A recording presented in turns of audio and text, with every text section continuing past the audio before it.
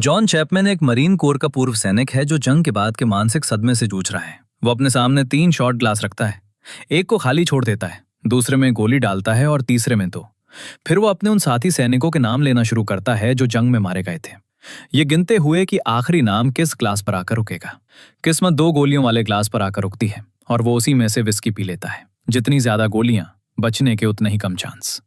फिर वो उन गोलियों को रिवॉल्वर के चैम्बर में भर देता है। खुशकिस्मती कहो या बदकिस्मती, ये कोशिश सिर्फ ट्रिगर की एक हल्की सी आवाज के साथ खत्म हो जाती है। मतलब आज वो दिन नहीं है जब उसे मरना है। दिन में चैपमैन और शराब खरीदने निकलता है। तभी अचानक 2 हथियारबंद लुटेरे उस दुकान में घुस आते हैं। जॉन बिना डरे उनके सामने आ खड़ा होता है और उन्हें सलाह देता है कि पेट पर निशाना मत लगाना, क्योंकि वहां गोली लगने से बंदा जिंदा बच जाता है। हीरो बंदूक की नाल पकड़ लेता है और उन्हें कहता है कि सीने या सिर पर गोली मारो। सीने में एक छेद कैसा रहेगा? हाँ, मेरा पसंदीदा। इस बात से मुजरिम पूरी तरह हिल जाता है और सन्न रह जाता है। चैपमैन इंतजार करते करते थक जाता है और एक को बेहोश कर देता है। दूसरा हमलावर उस पर झपटता है, लेकिन जॉन उसे भी बेहोश कर देता है। उसके दिमाग में जंग के भयानक मंजर दौड़ने लगते हैं। वो दुकान से शराब उठाता है और निकल जाता है। उस शाम जंग की यादें फिर से जॉन को सोने नहीं देती। वो खुद को भारी ट्रेनिंग में उलझाने की कोशिश करता है, पर कुछ काम नहीं आता। गुस्से में वो मुक्कों से दीवार तोड़ देता है। अगली सुबह चैपमैन हैंगओवर में घर पर पड़ा है, तभी कोई जोर जोर से उसका दरवाजा पीटने लगता है। वो उसकी बहन सिंडी निकलती है, जिसे एयरपोर्ट से लेने वो भूल गया था। नहीं नहीं, मैंने शादी में ही काफी पी ली थी। कैसी रही? तुझे तो पता ही है, हमेशा की तरह शानदार। अपने भाई की हालत जानते हुए उसे इस जवाब पर कोई हैरानी नहीं होती। वो बताती है कि वो कुछ दिनों के लिए एक दोस्त की शादी में आई है। उसके बाद वो वापस ब्राजील चली जाएगी, जहां वो जुर्म से भरे खतरनाक इलाकों में समाज सेवा का काम करती है। जॉन उसके लिए परेशान होता है, लेकिन साफ है कि बहस करने का कोई फायदा नहीं। सिंडी चेक करती है कि उसका भाई वो दवाइयां ले रहा है या नहीं जो उसकी मानसिक हालत में मदद करती हैं, और पता चलता है कि वो उनकी जगह पुदीने की गोलियां खा रहा था। पुदीने की गोलियां? सच में जॉन? कुछ दिन बाद सिंडी चली जाती है। सोते हुए भाई को चूम कर वो कहती है कि अपना ख्याल रखना। कुछ वक्त बाद सिंडी को 2 ब्राजीली पुलिस अफसर कैटरीना और पॉलो समंदर के किनारे अधमरी हालत में पाते हैं। खबर फैल जाती है कि एक अमेरिकी नागरिक पर बेरहमी से हमला हुआ है। अमेरिकी राजदूत को बताया जाता है कि वो फवेला में मिली है और मुश्किल से सांस ले रही है। जल्द ही ये खबर जॉन तक भी पहुंच जाती है। हेलो, क्या? फोन पर यह सुनते ही वो फौरन अस्पताल में अपनी बहन से मिलने रियो दी जनेरो की फ्लाइट पकड़ लेता है। उधर पुलिस अफसर फवेला में जाकर लोगों से पूछताछ करते हैं, लेकिन कोई कुछ नहीं बताता। गोलियों की आवाज का पीछा करते हुए उनकी मुलाकात एक डिटेक्टिव से होती है जो हथियारों की तस्करी में शामिल लोगों को पहले ही पकड़ चुका है। वो कैटरीना और उसके साथी से कहता है कि उनका काम बहुत घटिया है। तभी तो उनके इलाके में एक अमेरिकी नागरिक अधमरी हालत में मिली। वो उस पर इल्जाम लगाता है कि वो यहाँ के लोगों के साथ बहुत नरमी बरतती है और इसीलिए उनके इलाके में जुर्म फैलता जा रहा है। लेकिन उसकी बात बीच में ही रुक जाती है जब उसकी पीठ पर एक पत्थर आकर लगता है। वहां मौजूद हर कोई घबराकर अपने हथियार निकाल लेता है, गोली चलाने के लिए तैयार। ये समझते हुए कि वो गिनती में कम है, सांतो अपना हथियार नीचे कर लेता है और सुझाव देता है कि मामला इंसाफ से निपटाया जाए। वो यहाँ के सबसे तगड़े लड़ाके को मुकाबले की चुनौती देता है। वो अपने साथी बरेरा को उसके सामने खड़ा कर देता है। डिटेक्टिव वादा करता है कि अगर बरेरा हारा तो उसके आदमी चले जाएंगे और किसी को गिरफ्तार नहीं किया जाएगा। लड़ाई में वो लंबा चौड़ा पुलिस अफसर अपने सामने वाले को आसानी से हरा देता है। गजब की घुमाई और छलांगों से उसे बेहोश कर देता है। सांतो जोर से ऐलान करता है कि वो और उसके आदमी जब चाहेंगे तब वापस आएंगे। वहां के लोग उसे गुस्से से घूरते रह जाते हैं। इधर हमारा हीरो ब्राजील पहुंचता है, जहां राजदूत मैनी रिडली उससे मिलता है, जो खुद भी एक पूर्व सैनिक और उसका पुराना जानकार है। दोनों साथ में अस्पताल जाते हैं, जहां चैपमैन सिंडी को कोमा में पड़ी हुई देखता है। एक बार फिर उसके दिमाग में लाशों के वो मंजर भर जाते हैं जिन्होंने फौज की नौकरी के दौरान उसे तोड़ दिया था। डिटेक्टिव सांतो भी उसी कमरे में आता है, जिसे मैनी इस जांच का इंचार्ज बताकर मिलवाता है। राजदूत चैपमैन को समझाता है कि शांत रहे और सारा काम डिटेक्टिव पर छोड़ दे। जॉन कहता है कि उसे क्राइम सीन पर ले जाया जाए, लेकिन सांतो जवाब देता है कि फवेला घूमने फिरने की जगह नहीं है। मैं कोई आम टूरिस्ट नहीं हूं। वो अमेरिकी को क्राइम सीन पर ले जाने के लिए राजी हो जाते हैं। फवेला से गुजरते हुए वो एक ऐसी दुनिया के बारे में बात करते हैं जहां बच्चे बड़े होकर नए मुजरिम बनते हैं, जहां भगवान कोई रहम नहीं दिखाता और जंग को हवा देता है। कैटरीना जॉन से मिलती है, लेकिन बातचीत के बीच सैनिक एक पुरानी गाड़ी के साइलेंसर की आवाज को गोली समझ बैठता है और अचानक कैटरीना की बेल्ट से पिस्तौल खींच लेता है। पल भर में करीब 5 बंदूकें जॉन पर तन जाती हैं, जरा सी हरकत पर उसे मार देने के लिए तैयार। डिटेक्टिव सबको शांत करता है और यहाँ के तौर तरीके समझाता है। वो उसे क्राइम सीन पर ले जाती है और जॉन ध्यान देता है कि ये तो बहुत भीड़ भाड़ वाली जगह है, यहाँ तो गवाह जरूर रहे होंगे। वो समझाती है कि यहाँ लोग अपने ही कानून पर चलते हैं और कभी किसी को धोखा नहीं देते।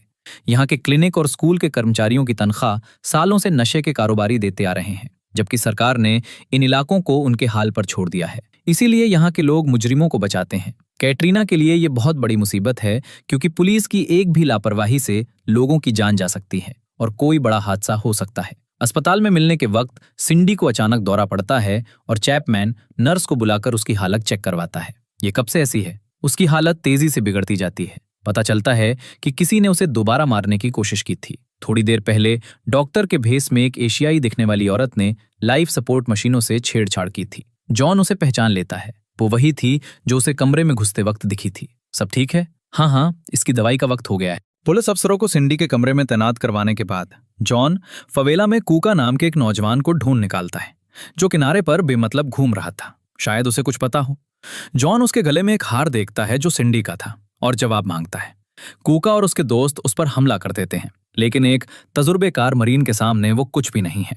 कूका चाकू निकालता है, लेकिन जॉन उसे बड़ी सफाई से निहत्था करके उल्टा धमकाने लगता है। हालांकि वो लड़का अंग्रेजी नहीं बोलता और कैटरीना के आने से मामला संभल जाता है। वो बताती है कि सिंडी कूका के परिवार के साथ काम करती थी और उसकी बहन मारिया भी यहाँ के मुजरिमों का शिकार बन चुकी है। वो बिना कोई निशान छोड़े गायब हो गई थी।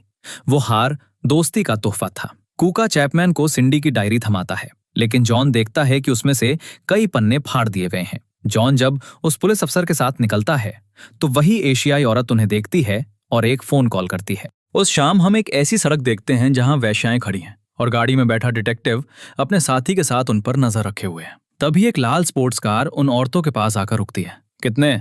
35, 50। पुलिस वाले झपटकर बाहर निकलते हैं और उस आदमी को पीटना शुरू कर देते हैं। पता चलता है कि ये असल में नाबालिग लड़कियों का काला बाजार है और ऐसे जुर्म में जेल की सजा होती है। उसी वक्त जॉन अपनी बहन की डायरी पढ़ रहा है और उसे एक फोटोग्राफर का नंबर मिलता है जिसने हाल ही में सिंडी के साथ काम किया था। वो उसे फोन करके कैफे में मिलने बुलाता है, जहां वो आदमी बताता है कि सिंडी ने उसे फवेला के बच्चों की दर्दनाक जिंदगी पर एक फोटो सीरीज में शामिल किया था। उसका मानना है कि सिंडी इसलिए मुसीबत में फंसी क्योंकि वो उन नाबालिग लड़कियों के गायब होने की जांच कर रही थी जो रात में सड़कों पर काम करती हैं। सब सोचते हैं कि वो मर चुकी हैं, लेकिन तुम्हारी बहन को यकीन था कि इसके पीछे कुछ और ही चल रहा है। उसने फोटोग्राफर से यह भी कहा था कि जब वो अपने खबरी से मिले तो चुपके से उसकी तस्वीरें ले ले। वो आदमी कहता है कि उसने सारी तस्वीरें सिंडी को दे दी थी। जॉन समझ जाता है कि फोटोग्राफर कुछ छिपा रहा है। अलग होते वक्त वो उसे गले लगाता है और चुपके से उसकी जेब से एक पेन ड्राइव निकाल लेता है। फोटोग्राफर अपनी गाड़ी में बैठता है और अचानक एक कान फाड़ देने वाला धमाका होता है जो उसे उसी पल मार देता है और आसपास से गुजरते लोगों को घायल कर देता है। धमाका देखकर चैपमैन को फिर से जंग के मंजर दिखने लगते हैं। तभी आंख के कोने से उसे वही एशियाई औरत दिख जाती है जिसने अस्पताल में उसकी बहन को मारने की कोशिश की थी। वो उसका पीछा करता है और मोड़ पर उसे एक काली एसयूवी में बैठते देखता है। ठीक उसी वक्त एक और काली एसयूवी तेजी से आती है, ऑटोमेटिक हथियार लिए गुंडों से भरी हुई, और गोलियां बरसाने लगती हैं। मुश्किल से गोलियों से बचते हुए जॉन एक सिक्योरिटी गार्ड की पिस्तौल उठा लेता है जिसे अभी अभी गोली मारी गई थी और जवाबी फायरिंग करता है। हमलावर घायल होकर गाड़ी भगा ले जाते हैं। इसके थोड़ी देर बाद रिडली के ऑफिस में मरीन बताता है कि हमलावरों के हाथों पर अजीब से टैटू थे।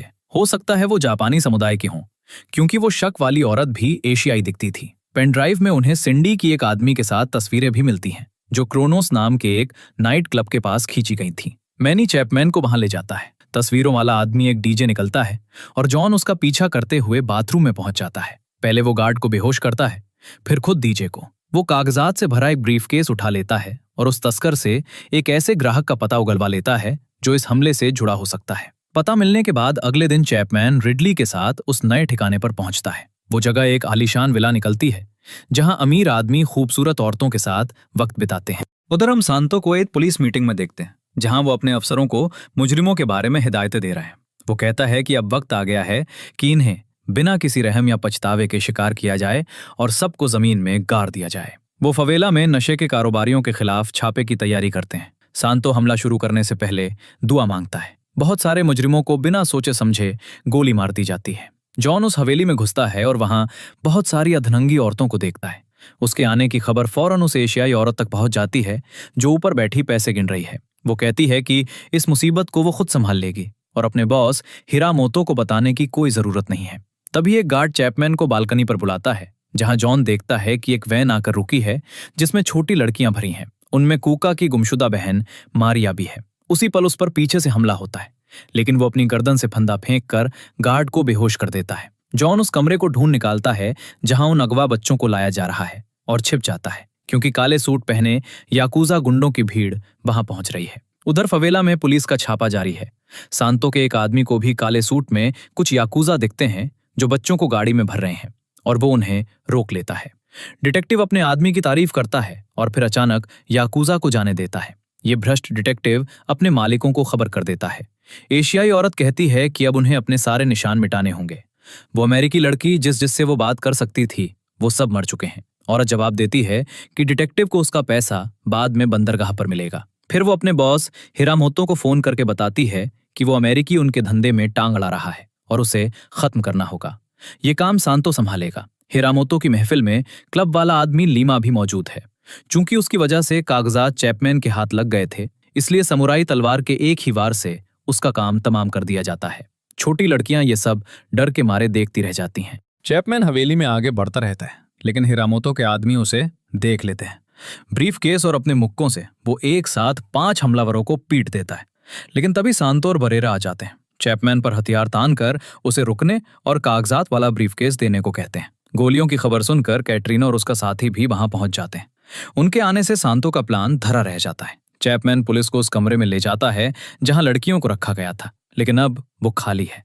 इसलिए वो उन्हें वो कागजात दिखाता है जो साबित करते हैं कि याकूजा इंसानों की तस्करी में शामिल है। तब सांतो मांग करता है कि मरीन वो ब्रीफ केस उसे दे दे ताकि उसे केस फाइल में लगाया जा सके। मिस्टर चैपमैन, मिस्टर लीमा का ब्रीफ केस मुझे क्यों नहीं दे देते? आगे हम संभाल लेंगे।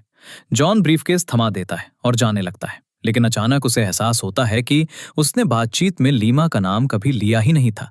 मतलब सांतो भी इन जुर्मों में शामिल है। मरीन कैटरीना से कहता है कि वो अस्पताल जाकर सिंडी को देखे और खुद डिटेक्टिव का पीछा करते हुए उसकी गाड़ी में छिप जाता है। कैटरीना अस्पताल ऐन उस वक्त पहुंचती है जब एक कातिल सिंडी का काम तमाम करने ही वाला था। हिलना मत। बाद में सांतो बंदरगाह पर पहुंचता है, जबकि जॉन दूर से देखता है कि बच्चों को एक गोदाम में हाँका जा रहा है। उसे जापानी झंडे वाला एक जहाज भी दिखता है जो इन बच्चों को जापान ले जाने के लिए तैयार है।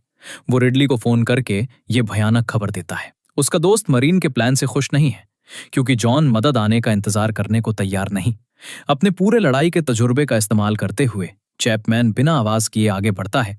कंटेनरों और ड्रमों के बीच से एक एक करके गुंडों को ढेर करता जाता है। सांतो भी वहीं कहीं है और उससे हुई गोलीबारी में जॉन एक फॉर्कलिफ्ट धकेल देता है जो उस भ्रष्ट डिटेक्टिव की टांग को दबा देती है।